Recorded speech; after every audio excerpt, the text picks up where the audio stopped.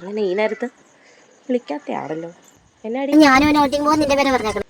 എടി നീ ഓനായിട്ട് ബ്രേക്കപ്പിലല്ലായിരുന്നോ? നിങ്ങളെപ്പോഴും പാച്ചപ്പ് ആയേ? ഈശോയേ, പോ വെച്ചിട്ട് പോ.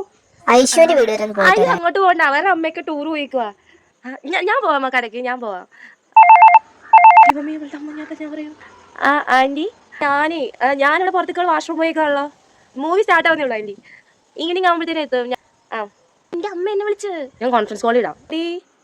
എടീ, ഇതിന് എൻ്റെ അമ്മയില്ലേ നിന്റെ വീട്ടിലോട്ട് പോവാന്ന് പറഞ്ഞു. എനിക്ക് എൻ്റെ പേരേ കിട്ടുള്ളൂ പറയാൻ. ചോക്ലേറ്റ് ഒക്കെ മേടിച്ച എന്നോട് മാത്രം. അവളെയോ? അത് അവളായിരിക്കല.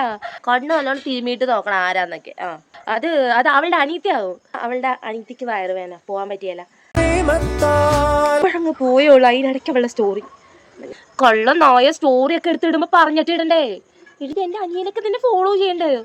ചോക്ലേറ്റ് കവറോ എന്റെ ബാഗിലോ? 5 മണിക്ക് മുമ്പ് നീ വീട്ടിൽ കയറിയില്ലേ എന്നെ പിടിക്കും നിന്റെ അമ്മ.